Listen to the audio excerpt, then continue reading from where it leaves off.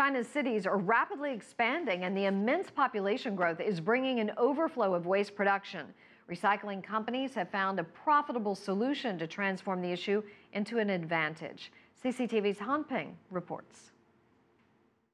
Over 20 million plastic bottles are thrown away every day in the Chinese capital, a headache for city officials, but a lucrative business for some. This factory, owned by Income Recycle Corporation in the suburbs of Beijing, is the biggest bottle-to-bottle production line in Asia and the only one in China. On the assembly line, the plastic bottles are separated and then broken into polyester chips. These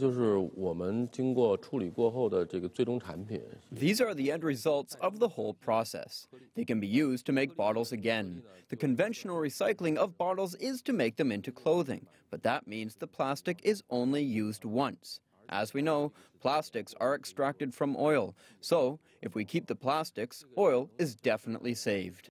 Working at full capacity, this factory alone could save 300,000 tons of oil a year. That's enough to keep all of Beijing taxis filled for a year. While some consider Income a good model for China's recycling economy, the reality is the company's cutting-edge machines have spent most of the past 4 years silent. Ideally, this place should be buzzing with the sound of plastics being separated and bottles being created out of the waste with some of the best European technologies. Normally, this assembly line can produce over 2.2 billion bottles a year. But now, they're not creating even one, for the simple reason that they can't get the bottles they need. Income's major competitors are these people, the hundreds of thousands of migrant workers who collect garbage from neighborhoods, schools, and shopping malls. They purchase the waste from the residents by the kilos for a small amount of money. In most cases, they're welcomed. I accumulate all the waste at home, from paper to plastics and to metal, and then bring them out here to be sold. By some estimates, around 90% of the bottles in Beijing are recycled this way. The question is, where do they go? Just 30 seconds outside central Beijing at a secret recycling yard, we are met by a sea of bottles. Most of the workers here don't want to speak to us.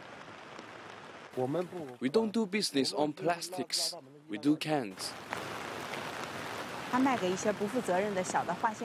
They sell the plastic to some small and irresponsible factories to make chemical fiber. They don't have sewage treatment or any proper environmental protection facilities. The chemicals left are most likely emitted into rivers and lakes. This thriving black market leaves recycling companies like Income struggling to cope. Recognizing the problem, the government has been closing down secret recycling sites and tightening regulations over where the waste goes.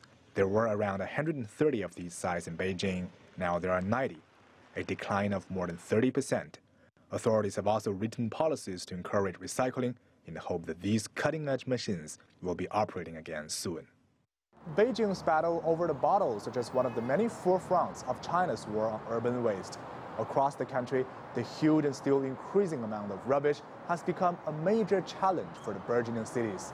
The authorities are not just launching tough measures, but also trying to leverage the market to make environmental protection a profitable business. Peng, CCTV, Beijing.